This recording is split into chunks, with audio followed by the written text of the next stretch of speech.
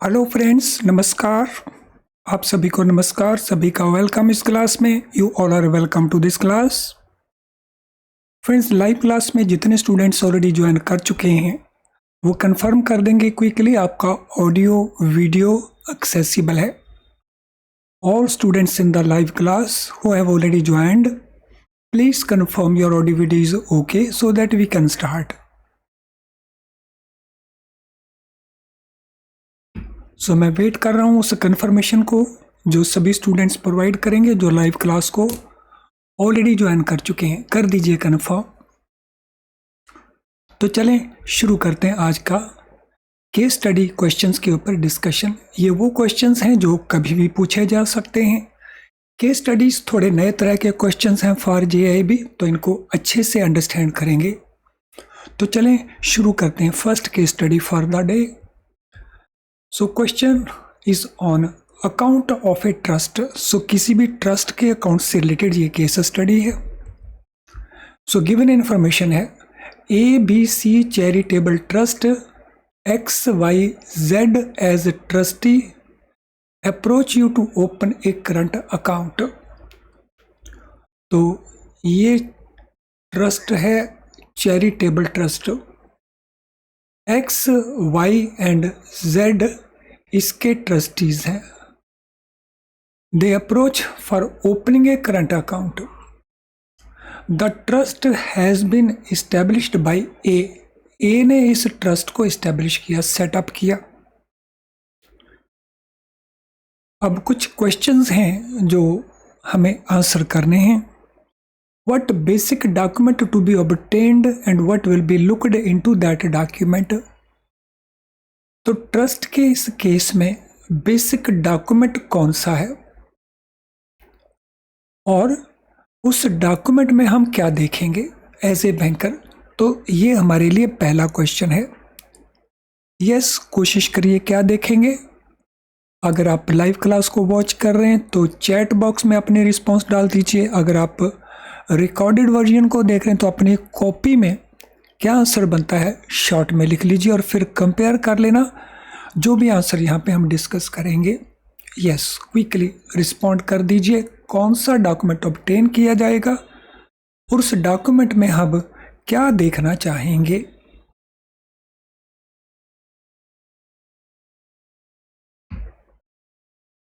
Friends, वो document है copy of trust deed. जो ट्रस्ट बनाया गया ए के द्वारा, उसके लिए एक ट्रस्ट डीड बनाई होगी, उसकी कॉपी हम ऑब्टेन करेंगे। और कॉपी हम किस पर्पस के लिए यूज करेंगे, क्या उसमें एग्जामिन करेंगे, हम असर्टन करेंगे, ये जानेंगे कि पावर्स एंड फंक्शन जो ट्रस्टी हैं उनके क्या क्या हैं, और अकाउंट ओपन करने के और अकाउंट को ऑपरेट करने के प्रोविजन ट्रस्ट डीड में क्या क्या बताए गए हैं। तो ये अपने आप में भी एक सिंपल केस स्टडी बन गई। तो this is what we will see. तो I hope this answer is now clear कि हम ट्रस्ट डीड अगर लेंगे तो उसमें हम क्या देखेंगे। केवल ट्रस्ट डीड लेना काफ़ी नहीं है, केस स्टडी में उसको हम देखेंगे क्या क्या, तो वो भी इक्वली इंपॉर्टेंट बन जाता है। Question number 2, which trustee will open the account and which one will operate it. अब हमारे पास यहाँ पे 3 ट्रस्टीज हैं, X है, Y है, Z है। इनमें से कौन सा इस अकाउंट को ओपन करेगा और कौन इस अकाउंट को ऑपरेट करेगा। Yes, what will be the answer for this. तो क्या इसमें आंसर रहेगा।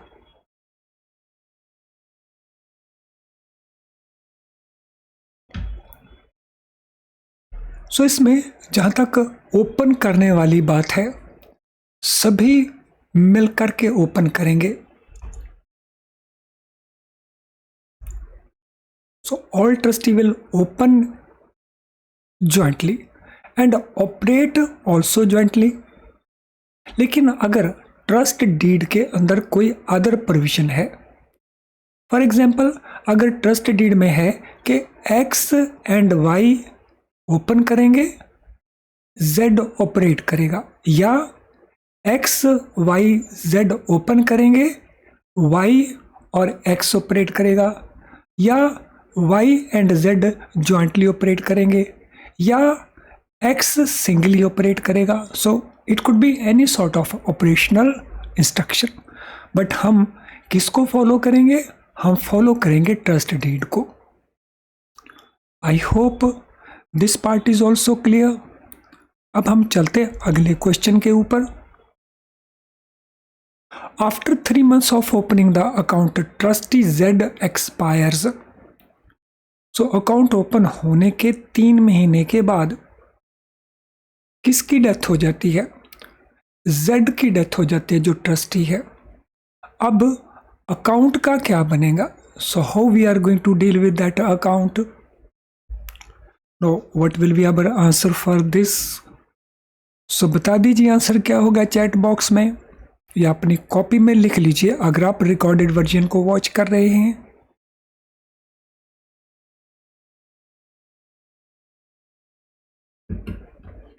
यस, क्या आंसर रहेगा? सो ये अकाउंट कंटिन्यू करेगा.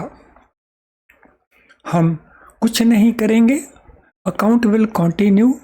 अब कंटिन्यू करेगा तो कौन से ट्रस्टी इसको ऑपरेट करेंगे? जो रिमेनिंग ट्रस्टी हैं तो वो इसको ऑपरेट करेंगे, या जैसा ट्रस्ट डीड में मेंशन्ड है वो उसको ऑपरेट करेंगे. अगर ट्रस्ट डीड में इसके बारे में कुछ भी मेंशन नहीं है तो फिर सभी जॉइंटली ऑपरेट करेंगे, रिमेनिंग ट्रस्टीज. लेकिन अकाउंट में ऑपरेशंस को नहीं रोका जाएगा. और सम टाइम ये क्वेश्चन भी बनाया जा सकता है कि जेड ने एज ए ट्रस्टी एक चेक साइन किया था, अब वो चेक प्रेजेंट हो गया है. अब उस चेक का क्या करेंगे?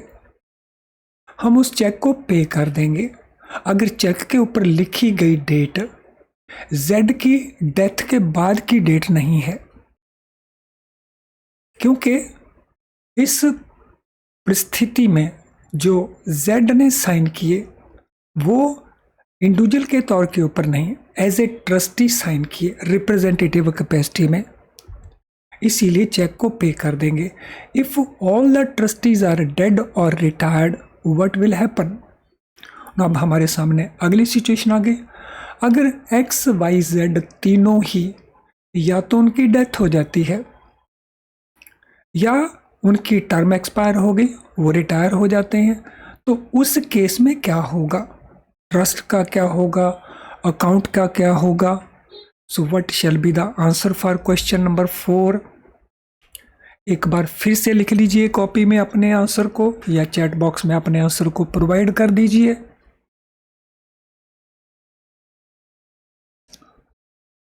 सो इस पर्टिकुलर केस के अंदर नए ट्रस्टी अपॉइंट किए जाएंगे. सो कोर्ट के द्वारा नए ट्रस्टी को अपॉइंट किया जाएगा. अगर ए की डेथ हो गई है तो ए ने वो ट्रस्ट बनाया था, उसी ने ट्रस्टीज को अपॉइंट किया था. अगर ए अभी अलाइव है तो नए ट्रस्टी को ए अपॉइंट करेगा. और अगर ए की भी डेथ हो गई है तो नए ट्रस्टीज को कोर्ट अपॉइंट करेगा, और फिर वो अकाउंट को ऑपरेट करेंगे जिस प्रकार से कोर्ट का डायरेक्शन होगा. या नई ट्रस्ट डीड बनाई जाएगी इफ ए इज अलाइव, और फिर अकाउंट के ऑपरेशन नए ट्रस्ट डीड के मुताबिक किए जाएंगे. तो ये भी एस्पेक्ट हमें एकदम क्लियर हो गया. देखिए, हर एक क्वेश्चन में एक छोटी सी केस स्टडी है.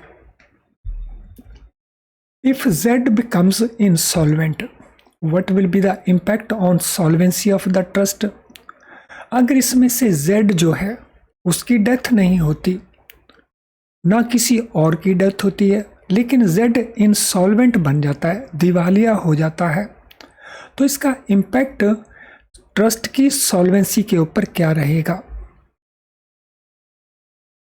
सो जो ट्रस्ट की लीगल कैपेसिटी है उसके ऊपर क्या इम्पैक्ट बनेगा अगर जेड इंसॉल्वेंट बन जाता है? फ्रेंड, ट्रस्टी के इंसॉल्वेंट बनने पर किसी प्रकार का कोई इम्पैक्ट नहीं होता ट्रस्ट की सॉल्वेंसी के ऊपर। So there is no impact. अगले क्वेश्चन के ऊपर चलते हैं। Trustee want to give mandate to B to operate. जो ट्रस्टीज हैं, कौन से ट्रस्टीज हैं? X Y Z. वो मैंडेट देते हैं बी को टू ऑपरेट द अकाउंट। तो how the bank will look into that request? तो उस रिक्वेस्ट को बैंक किस प्रकार से देखेगा? Question number 8, what will be the answer? Sorry, question number 6 not 8। क्या आंसर रहेगा? अगर वो तीनों ट्रस्टी मिलकर के रिक्वेस्ट देते हैं बैंक को, मैंडेट दे देते हैं बी की फेवर में टू ऑपरेट द अकाउंट, तो उस केस में बैंक उस रिक्वेस्ट को किस प्रकार से देखेगा?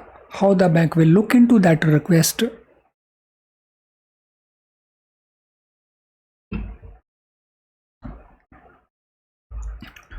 फ्रेंड, बैंक इस रिक्वेस्ट को एक्सेप्ट नहीं करेगा बिकॉज ट्रस्टीज के पास अपनी कोई पावर नहीं है। ट्रस्टी के पास ये पावर थ्रू ट्रस्ट डीड ए के द्वारा दी गई पावर है, तो इस पावर को वो डेलीगेट नहीं कर सकते। हाँ, अगर ट्रस्ट डीड में इस प्रकार का प्रोविजन है कि वो इस पावर को डेलीगेट कर सकते हैं फॉर ऑपरेटिंग द अकाउंट, तो बात अलग है।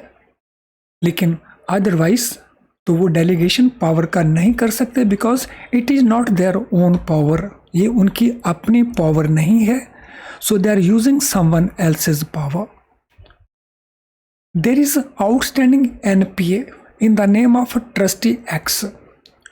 एक्स वाई जेड में से जो एक्स है ट्रस्टी, उसका एक आउटस्टैंडिंग एनपीए अकाउंट है।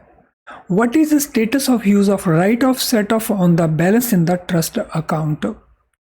So ट्रस्ट अकाउंट में से पैसा लेकर के ट्रस्टी के उस अकाउंट को एडजस्ट कर लेना by user of right of set of, तो इसका लीगल स्टेटस क्या रहेगा? सो what will be the position for question number 7?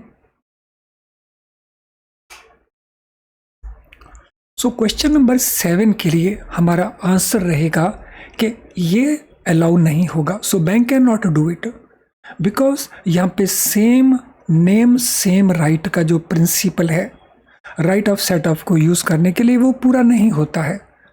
जो लोन अकाउंट है वो इंडिविजुअल एक्स का है और ट्रस्ट ऑल टुगेदर एक सेपरेट लीगल एंटिटी है, इसीलिए this can not be permitted.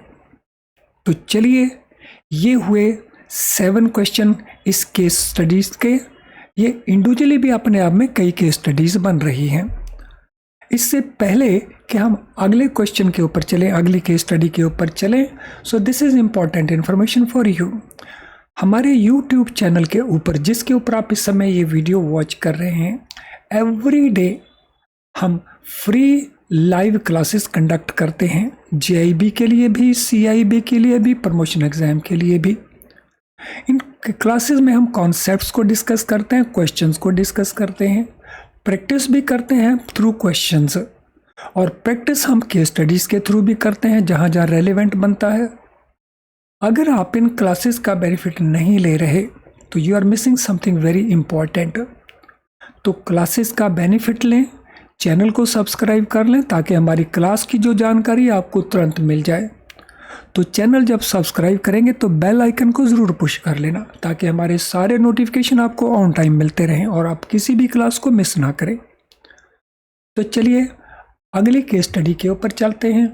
अब हम केस स्टडी डिस्कस करेंगे माइनर के नाम का bank account. So bank account in the name of a minor. तो चलें देखते हैं केस स्टडी क्या है। Bank is approached by M a minor to open saving bank account, a current account and an FD account। तो M approach करता है account open करने के लिए, एक नहीं 3 account, saving bank account,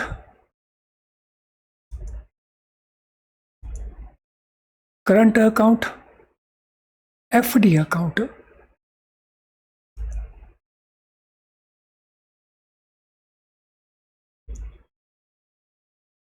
that he would open and operate himself, साथ में वो क्या रिक्वेस्ट करता है कि इन अकाउंट्स को वो खुद ही ओपन करेगा और इनको खुद ही वो ऑपरेट करेगा।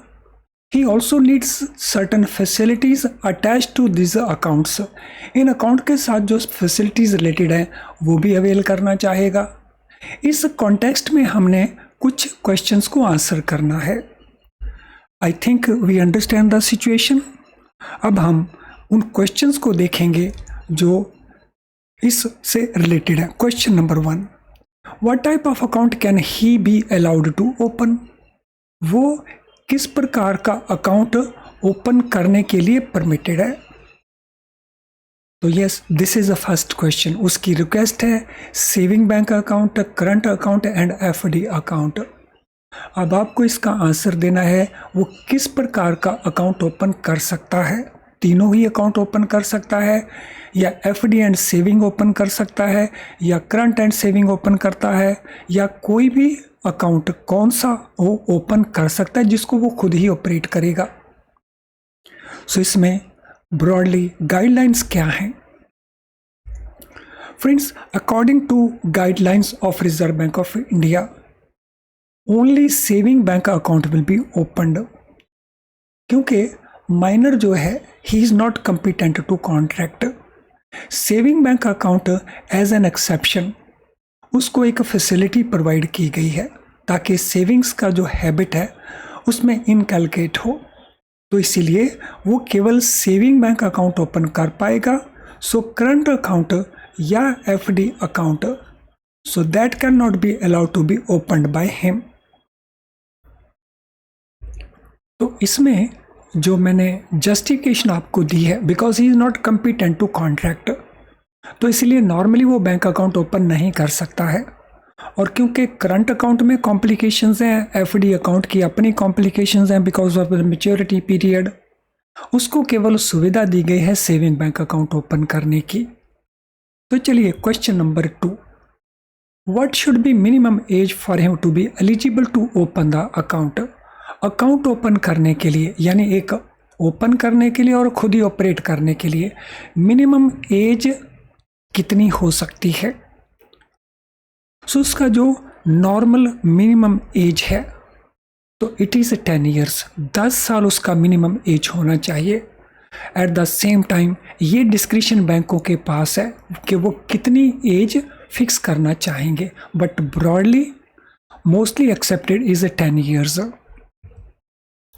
ही request the bank to issue a chequebook and ATM and debit card. वो सेविंग बैंक अकाउंट ओपन कर रहा है, इसके लिए वो डिमांड करता है चेक बुक और एटीएम एंड डेबिट कार्ड। क्या हम उसको परमिट करेंगे या उसको परमिट नहीं करेंगे? So this is question number 3। Friend, इस केस में उसको चेक बुक की फैसिलिटी और एटीएम या डेबिट कार्ड की फैसिलिटी प्रोवाइड कर दी जा सकती है, तो it can be allowed to him. Next question, he request the bank to allow number 1 make nomination in favor of his mother, number 2 to give mandate in favor of his brother to operate the account। अब उसकी request और क्या आती है कि उसे nomination करने का फॉर्म दे दिया जाए ताकि वो अपनी मदर के नाम से नॉमिनेशन कर सके, एंड सेकेंडली वो अथॉरिटी देना चाहता है अपने ब्रदर की फेवर में टू ऑपरेट द अकाउंट। तो इसके लिए बैंक क्या उसकी इस रिक्वेस्ट को देखेगा? कैसे देखेगा बैंक उसकी इस रिक्वेस्ट को? सो what will be the answer for this question? इसका आंसर क्या रहेगा क्वेश्चन नंबर 4 के लिए? फ्रेंड्स, कोई भी माइनर, या यूं कहें कि कोई भी पर्सन अगर उसने नॉमिनेशन करना है या उसने मैंडेट देना है किसी दूसरे पर्सन की फेवर में, then he should be competent to contract. लेकिन जो माइनर है he is not competent to contract, और जो कॉम्पिटेंट नहीं है तो उस केस में ना तो वो नॉमिनेशन दे सकता है और ना ही वो मैंडेट दे सकता है, तो इनमें से उसकी किसी भी रिक्वेस्ट को एक्सेप्ट नहीं किया जा सकता। Next question, if M issues a cheque, अगर माइनर उस सेविंग बैंक अकाउंट में चेक इशू कर देता है और चेक हो जाता है डिसऑनर, और वो भी इनसफिशिएंस ऑफ फंड्स के कारण, तो whether section 138 negotiable instrument act provision shall be applicable and why। तो अगर चेक डिसऑनर हो जाता है किसी नॉर्मल अकाउंट के अंदर because of insufficiency of funds में, तो सेक्शन 138 एनआई एक्ट में उस पर्सन के अगेंस्ट पेई कोर्ट में प्रोसीड कर सकता है टू रिकवर द अमाउंट। क्या सेक्शन 130 के प्रोविजंस इस केस में एप्लीकेबल होंगे या नहीं होंगे, और दोनों ही सिचुएशन में वाई एप्लीकेबल होंगे, वाई नहीं एप्लीकेबल होंगे, अगेन वाई। तो what will be the answer for this question. एक बार फिर से इस क्वेश्चन के अंदर एक से ज्यादा केस स्टडीज हमें नजर आ रही हैं। So what will be the answer. तो क्वेश्चन नंबर 4 अपने आप में केस स्टडी था, क्वेश्चन नंबर 5 अपने आप में केस स्टडी था, क्वेश्चन नंबर 1 अपने आप में केस स्टडी था। Yes, what will be the position and why. Friends, minor competent to contract नहीं है, इसीलिए माइनर की कोई भी पर्सनल लायबिलिटी नहीं होती। तो there is no personal liability, और जब उसकी पर्सनल लायबिलिटी नहीं है तो चेक जो डिसऑनर हुआ है उसका पैसा भी पर्सनली उससे रिकवर नहीं किया जा सकता। So minor has no personal liability, इसीलिए सेक्शन 138 एनआई एक्ट के जो प्रोविजंस हैं वो इस केस में एप्लीकेबल नहीं बनेंगे। अगले क्वेश्चन के ऊपर चलते हैं। In this case, if he expires, what will happen to the balance in this account? अब उसका सेविंग बैंक अकाउंट हमने ओपन कर दिया, फॉर एग्जाम्पल उसकी डेथ हो जाती है, तो उस केस में उसके अकाउंट में जो पड़ा हुआ है बैलेंस है उसका क्या होगा, उसको कौन ले सकेगा या बैंक अपने पास रख लेगा। So what will be answer for this question number 6।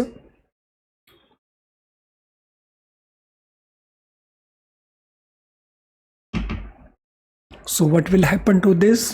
Friend, ये जो बैलेंस है उसका कोई भी जो लीगल हेयर बनता है उसके पर्सनल लॉ के मुताबिक, सो उसका पर्सनल लॉ हिंदू, मुस्लिम, ईसाई, वट एवर इट इज़, उसके पर्सनल लॉ में जो जो उसके लीगल हेयर्स होंगे वो इस बैलेंस को क्लेम करेंगे, यानी ये एक क्लेम केस बन जाएगा। It will be payable as a claim, और किसको पे करेंगे, उसके लीगल हेयर्स को, क्योंकि इस केस में नॉमिनेशन तो पॉसिबल नहीं है।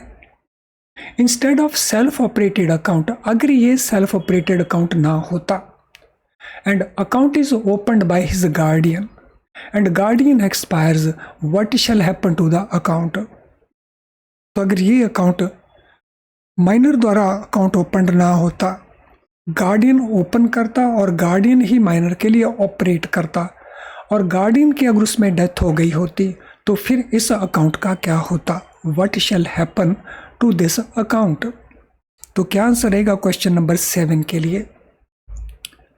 फ्रेंड, इसको जो नेक्स्ट गार्डियन है वो इसको ऑपरेट करेगा, so it will be continued and it will B operated bye next guardian.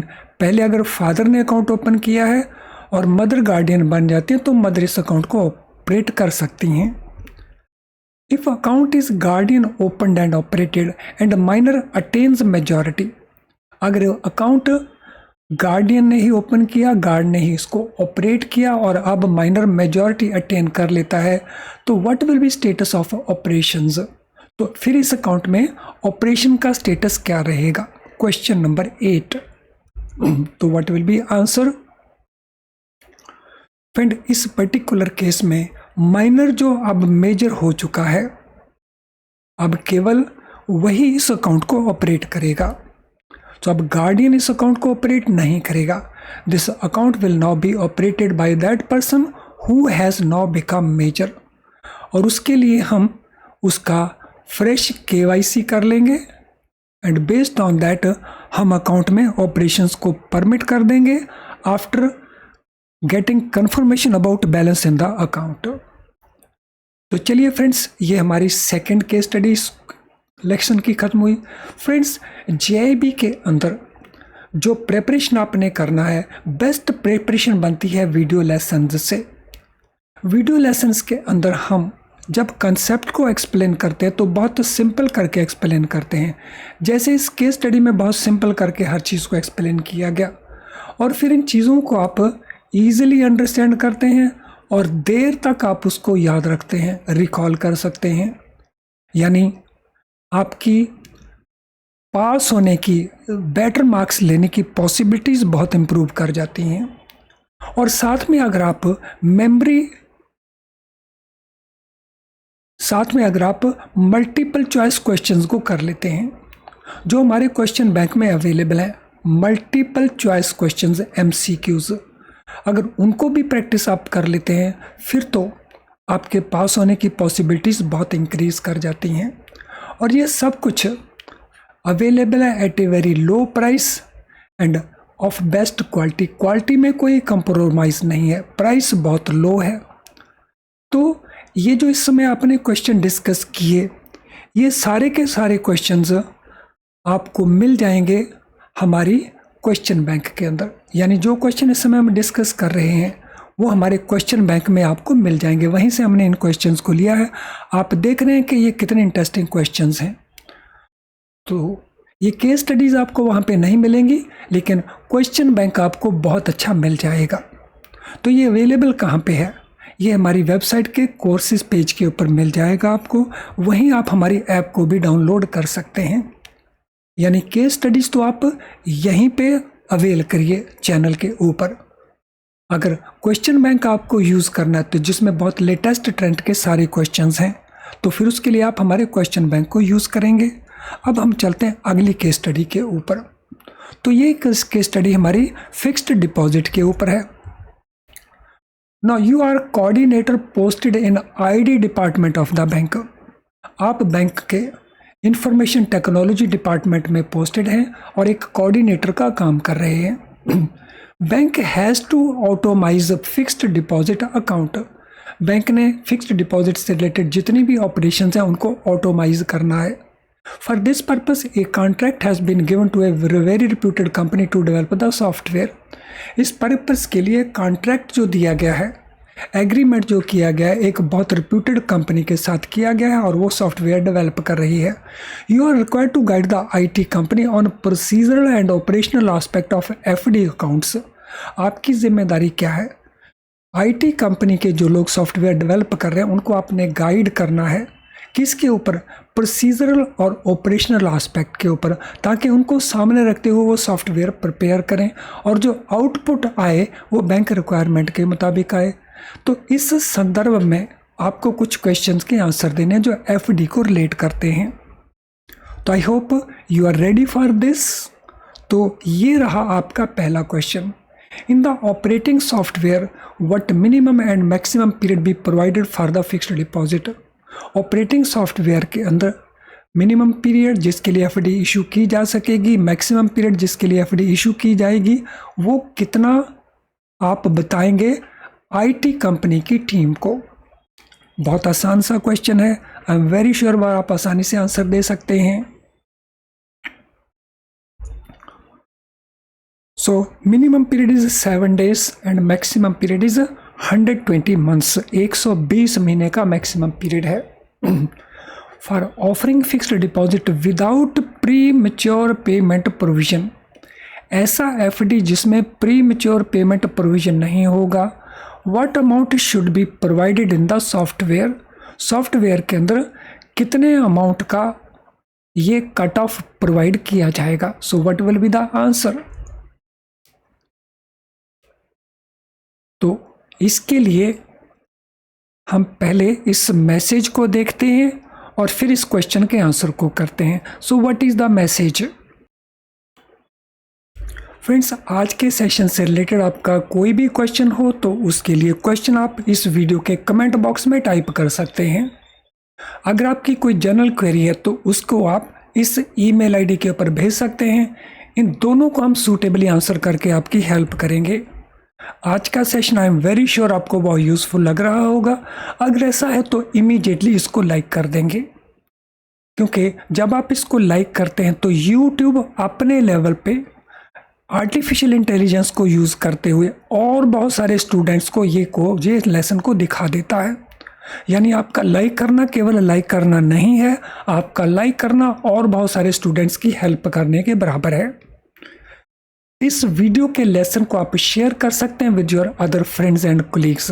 Channel अगर आपने अभी तक सब्सक्राइब नहीं किया तो चैनल को सब्सक्राइब कर लीजिए, वो भी बेल आइकन के साथ, ताकि हमारे सारे नोटिफिकेशन आपको ऑन टाइम मिल जाएं और आप हमारी किसी भी क्लास को मिस नहीं करो।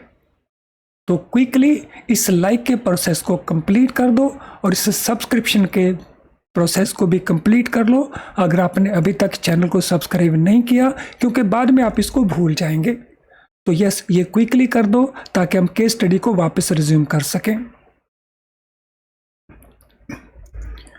यस, क्या आंसर बनेगा इसके लिए? So without pre mature payment facility FD का अमाउंट कट ऑफ कितना रहेगा? So it is 1 crore rupees, 100 lakhs। For offering differential interest rate of fixed deposit what cut off amount should be given in the software? अगर हमने differential interest rate देना है, अलग interest rate देना है customer को, तो फिर फिक्स्ड डिपॉजिट का अमाउंट कितना होगा, कट ऑफ अमाउंट कितना होगा जब हम उसको अलग इंटरेस्ट रेट दे सकें कस्टमर को? तो what will B that cut off amount? तो वो कट ऑफ अमाउंट को हम कहते हैं बल्क डिपॉजिट और उसकी वैल्यू होती है 2 crore and above. So this mean 1 lakh रुपए तक, 100 लाख रुपए तक, 1 करोड़ रुपए तक हम फिक्स्ड डिपॉजिट जब इशू करेंगे तो प्री मेच्योर फैसिलिटी उसमें होनी चाहिए बिफोर मेच्योरिटी। लेकिन अगर हम उसको नहीं देना चाहते तो वैल्यू उसकी 100 लाख से ऊपर की रहेगी। अगर हम डिफरेंशियल इंटरेस्ट रेट देना चाहते हैं तो 2 करोड़ उसके ऊपर का होगा। तो सॉफ्टवेयर में ये प्रोविजंस डालने होंगे। What instruction should be included in the software regarding a rounding of the amount of interest to be paid? जब इंटरेस्ट पे किया जाएगा तो उसमें कई कैलकुलेशंस पैसों में भी आ जाएंगी और कुछ रुपयों में भी आ जाएंगी 100 से नीचे। तो हमने राउंड ऑफ कितने अमाउंट का करना है? सो 25 पैसे का राउंड ऑफ करना है, 50 पैसे का राउंड ऑफ करना है, या एग्जैक्टली पैसों का करना है, या वट एवर इट इज़। तो ये इंस्ट्रक्शन सॉफ्टवेयर में क्या होनी चाहिए? क्वेश्चन नंबर 4 फ्रेंड्स, ये राउंडिंग ऑफ होनी चाहिए 1 रुपए की। So to be rounded off to the nearest rupee, जो हमारे रुपी डिपॉजिट होंगे। लेकिन अगर वो FCNR डिपॉजिट हैं तो उसमें 2 डेसिमल पॉइंट्स प्लेस तक हम इस राउंडिंग का ध्यान रखेंगे। 2 डेसिमल प्लेसेस की राउंडिंग की जाएगी। लेकिन अगर वो रुपी डिपॉजिट हैं तो उनके केस में जो नियरेस्ट रुपी होगा उसकी राउंडिंग की जाएगी। Now question number 5, for calculation of interest on domestic term deposit bank is to follow IBA advice.